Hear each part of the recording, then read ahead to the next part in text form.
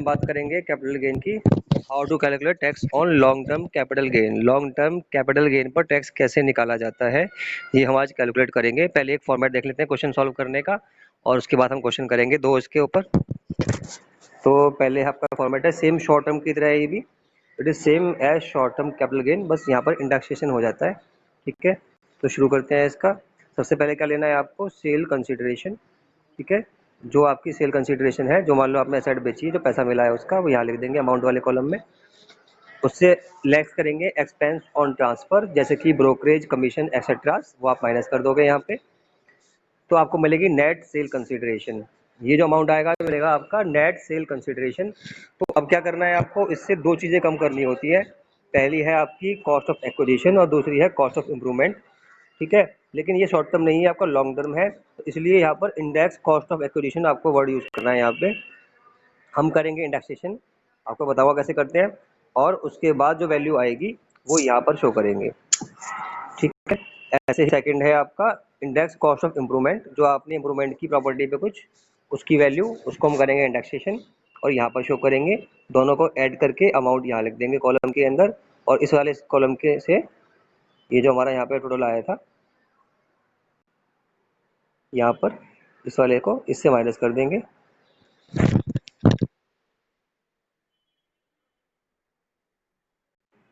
तो इतना क्लियर हो गया हमारे को कि क्या किया हमने, सेल कंसिडरेशन में से पहले माइनस कर दिया इसमें से expense on transfer, brokerage commission extra, तो हमें मिली नेट सेल कंसिडरेशन। फिर हमने लेस की इससे cost of acquisition and cost of improvement, लेकिन इनका किया इंडेक्सेशन, जो हम क्वेश्चन में देखेंगे अभी आगे जाके। ठीक है, ये दोनों को प्लस करके माइनस कर दिया। अब जो अमाउंट आया वो है आपका लॉन्ग टर्म कैपिटल गेन। इसके बाद हम इससे करते हैं कम एग्जाम्पशंस, लेकिन फिलहाल हम इस लेक्चर में ये नहीं सिखाएंगे एग्जाम्पशन कैसे करते हैं, इसके लिए लेक्चर अलग से लेंगे। तो आज हम खाली सीखेंगे इतना कि how to calculate long term capital gain, यहाँ तक हम पहुँच जाएंगे। ठीक है, sale consideration less brokerage extra, net sale consideration less index cost of acquisition and improvement, तो मिलेगा लॉन्ग टर्म कैपिटल गेन। एक क्वेश्चन करके समझ में आएगा, लेकिन थोड़ा सा जाने से पहले क्वेश्चन में थोड़ा बैकग्राउंड ले लेते हैं कि ये चीज़ें होती क्या है एक बार फिर से।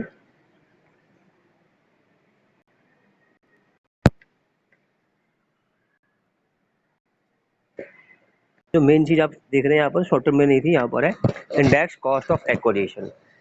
इसका मतलब क्या है कि आप जो भी कुछ काम कर रहे थे, जो भी आपने एसेट मान लो खरीदी और आपने एसेट जो बेची, उसके बीच में टाइम पीरियड होता है। मान लो आपने एसेट खरीदी आज और आपने बेची 5 साल के बाद, है ना, तो क्या होगा, आपका लॉन्ग टर्म कैपिटल गेन होगा। पर 5 साल में थोड़ी महंगाई भी बढ़ जाएगी, तो जब महंगाई बढ़ जाएगी तो जो उस मनी की वैल्यू है, जो वैल्यू है वो वैल्यू कम हो जाएगी। ठीक है, जो मान लो आज 100 रुपये में आ रहा था, वो 5 साल बाद 100 रुपये में नहीं आएगा, हो सकता है आपको 200 रुपये खर्च करने पड़े उसके लिए। तो इसलिए जो महंगाई है हमारी वो बढ़ती रहती है। तो जो प्रॉपर्टी की वैल्यू है, अगर हम उसको पुरानी वाली वैल्यू पे ही काउंट करते रहेंगे तो गलत होगा।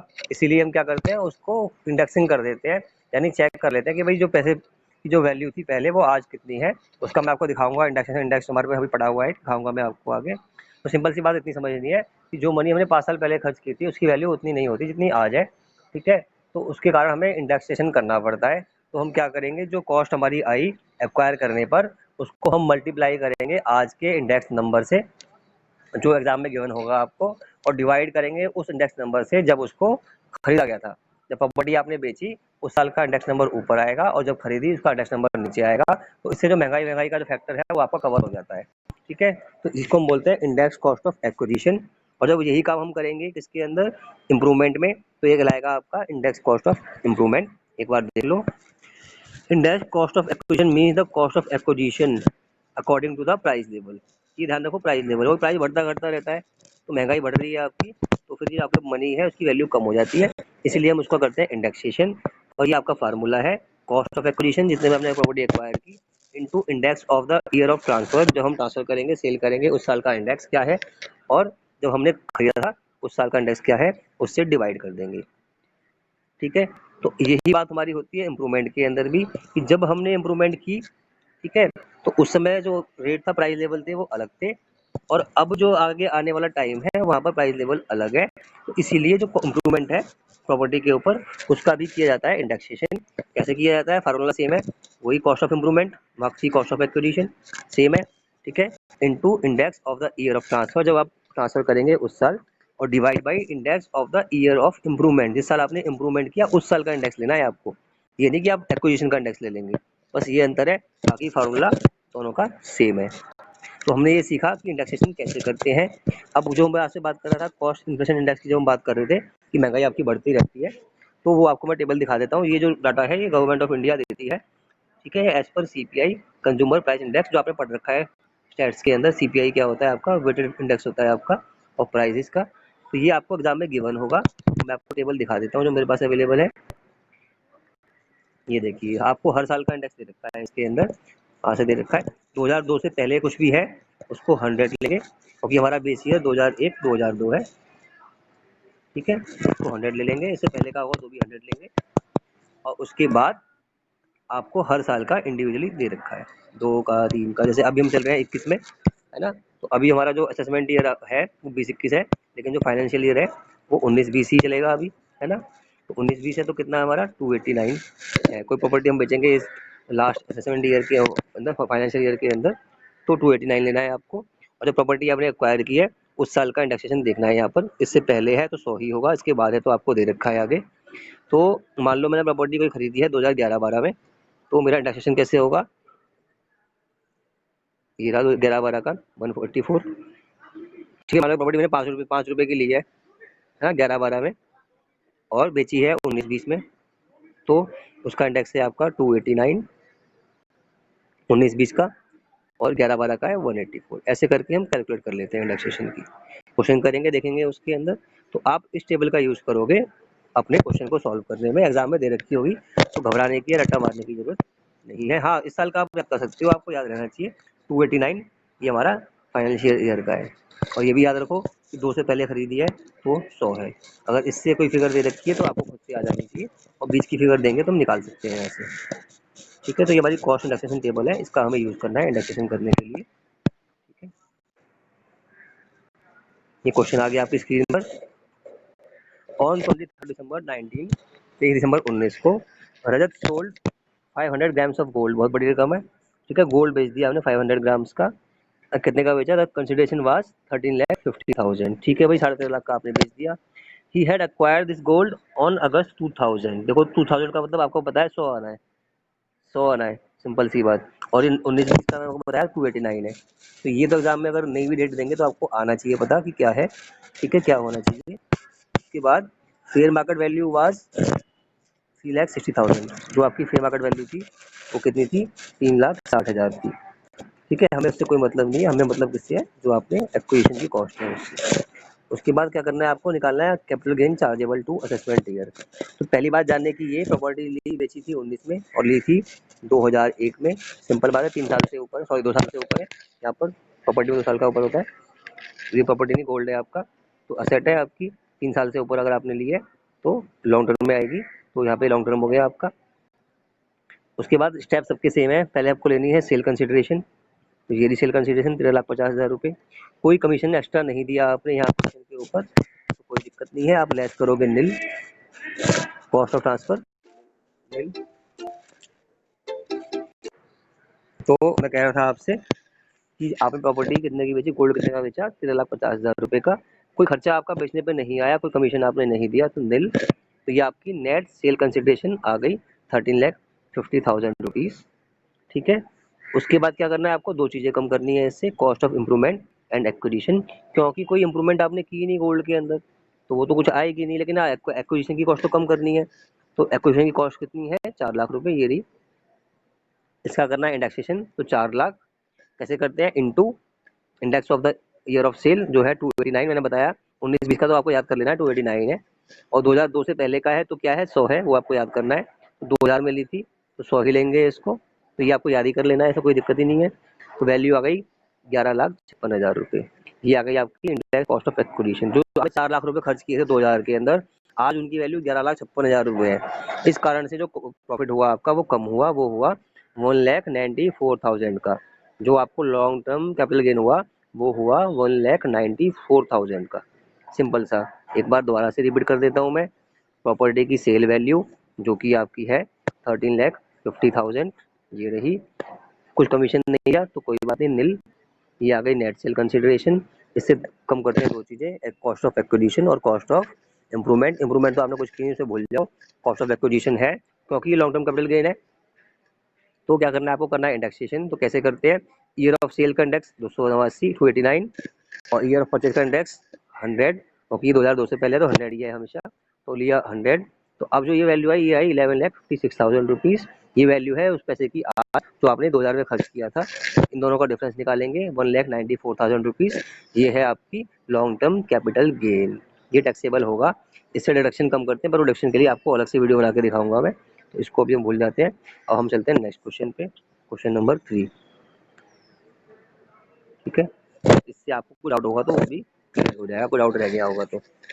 Mister Anand has purchase a house property on 17/8/2002। देखो याद करो 2002 है ना, तो ये प्रॉपर्टी 2002 में आपने खरीदी है, अब बेची कब है, 19 में। तो अगर प्रॉपर्टी है तो 2 साल से ऊपर लॉन्ग टर्म माना जाता है, तो यहाँ पर तो बहुत साल हो गए, तो ये लॉन्ग टर्म कैपिटल गेन हो गया आपका। पहली बात, यहाँ करना है आपको इंडेक्सेशन। ठीक है, कितने का बेचा आपने, 18 लाख का, तो ये हो गई आपकी सेल कंसिडरेशन 18 लाख। आपने इनकर्ड करी है ब्रोकरेज, तो ये माइनस होगी ब्रोकरेज, यानी कि एक्सपेंस ऑन ट्रांसफर आपको अलाउड है। 2% थी 18 लाख की, 36,000 रुपए की, 36,000 rupees.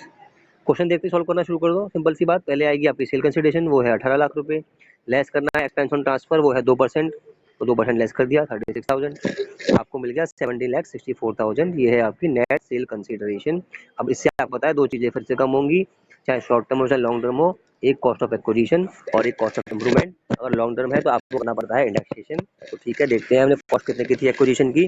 The acquired house was costing 2,50,000, cost आपकी कितनी थी, 5 लाख की, और 2,50,000 का आपका इम्प्रूवमेंट है ना। दोबारा देख लो, the property was purchase on 17 August 2002 for 5 lakh rupees. तो ये आपकी 5 लाख रुपीज़ जो है ये कॉस्ट ऑफ एक्विजिशन है। और फिर उसने बोला and he constructed a new floor, तो ये है आपकी इम्प्रूवमेंट, वो है आपकी 2,50,000। यहाँ पे क्या किया, प्रॉपर्टी खरीदी, उसको जो खर्चा आया वो कॉस्ट ऑफ एक्विजिशन हो गई। फिर आपने फर्स्ट फ्लोर बनाया तो वो कॉस्ट ऑफ इम्प्रूवमेंट हो गई, क्योंकि उससे जो आपका हाउस है उसकी कैपेसिटी बढ़ गई। ठीक है, तो दो चीज़ें मिल गई आपको, कॉस्ट ऑफ एक्विजिशन जो 5 लाख रुपए बताई मैंने आपको, ये वाली, और कॉस्ट ऑफ इम्प्रूवमेंट 2.5 लाख रुपए, ये वाली। बस अब क्या करना है, इनका कुछ नहीं करना, अब करना है इंडेक्सेशन। तो पता है 19 का, तो पता ही है आपको इंडेक्स कितना है, इंडेक्स है 19 का 289 289। तो यहाँ भी 289 से करना है मल्टीप्लाई, और यहाँ भी 289 से करना है मल्टीप्लाई। फिर डिवाइड करना है आपको किससे, उस साल के इंडेक्स से जब आपने वो काम किया। प्रॉपर्टी एक्वायर की 2002 में, तो इंडेक्स आया 2002 का, वो है 105, टेबल से मिला हमारे को ये। ठीक है, और आपने किया इम्प्रूवमेंट, इम्प्रूवमेंट कब किया आपने, 4 में, तो ये जो इंडेक्स नीचे आएगा ये 4 का आएगा। ठीक है, तो मैं आपको दिखा देता हूँ एक बार।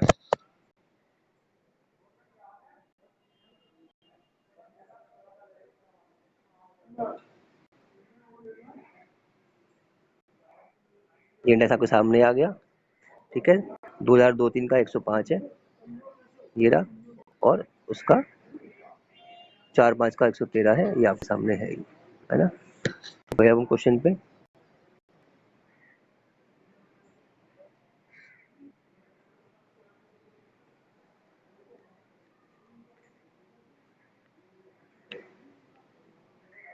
तो ये आ गया, आपने ले लिया। ठीक है, 5 लाख को किया मल्टीप्लाई, ईयर ऑफ सेल का इंडेक्स है 289, और ईयर ऑफ परचेज का इंडेक्स नीचे आता है, तो 105 है इंडेक्स, चेक किया हमने भी देखा, 13,76,000 आ गया। ऐसे ही जब हमने इम्प्रूवमेंट किया, उसकी कॉस्ट थी 2.5 लाख रुपये, जो फर्स्ट फ्लोर बनाया था, उसे किया ईयर ऑफ सेल से मल्टीप्लाई। ये दोनों का सेम होगा हमेशा, ये दोनों का सेम होगा, ईयर ऑफ सेल तो दोनों का सेम रहेगा, गलती मत करना एग्जाम में। और डिवाइड किससे करना है आपको, जब आपने इम्प्रूवमेंट की, तो वो आपका सेम भी हो सकता है अलग भी, क्योंकि वो 2 में खरीदी, 5 में इम्प्रूवमेंट किया, तो 2 में तो 105 था और 5 में 113 था आपका, तो 113 से डिवाइड कर दिया, ये आ गया 6,39,381। ये को बोलते हैं इंडेक्स कॉस्ट ऑफ एक्विजिशन। ये पहली वाली थी आपकी, ये है इंडेक्स कॉस्ट ऑफ इम्प्रूवमेंट, जो है दोनों का इंडेक्सेशन करना है, यानी कि जिस ईयर में आपने सेल की है उसका इंडेक्स ऊपर आएगा, और नीचे आएगा इंडेक्स जब आपने खरीदी तो खरीदने का, और इम्प्रूवमेंट की तो इम्प्रूवमेंट का। बस इन दोनों को ऐड किया तो 20,15,000 रुपये, कितना आया, 20,15,000 रुपये। आपकी जो नेट नेट सेल कंसिडरेशन थी वो थी 17,64,000 रुपये, 70,64,000।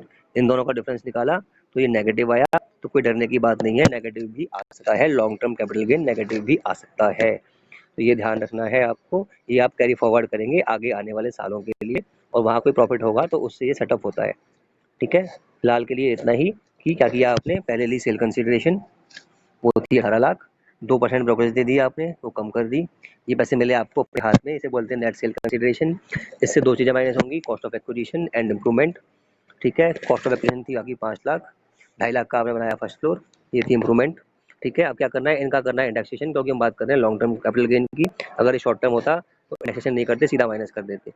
ठीक है, वो कैसे करते हैं, सिंपल है, जिससे ईयर प्रॉपर्टी बेची वो आता है ऊपर दोनों के अंदर, ये आ गया 289 और डिवाइड करते हैं जब हमने वो काम किया, एक्वायर की 2002 में तो इंडेक्स था 105, इम्प्रूवमेंट की 4-5 में इंडेक्स था 113। बस इससे किया मल्टीप्लाई और डिवाइड, तो मिला आपको 13,76,000 पहले का और 6,39,000 दूसरे का। ये आपको दोनों कॉस्ट आ गई, इन दोनों कॉस्ट को ऐड किया और सेल से माइनस कर दिया, इन्हें ऐड किया और सेल से माइनस कर दिया, तो मिल गया आपको लॉन्ग टर्म कैपिटल गेन। क्योंकि ये नेगेटिव है तो लॉस बोलते हैं इसको, ये आपको अलाउड है कैरी फॉरवर्ड करना आगे आने वाले 7 सालों के लिए, उससे हम इसको एडजस्ट कर लेंगे। और फिलहाल के लिए कि हमारा ये नेगेटिव भी आ सकता है, कोई डरने की बात नहीं है। Thank you very much.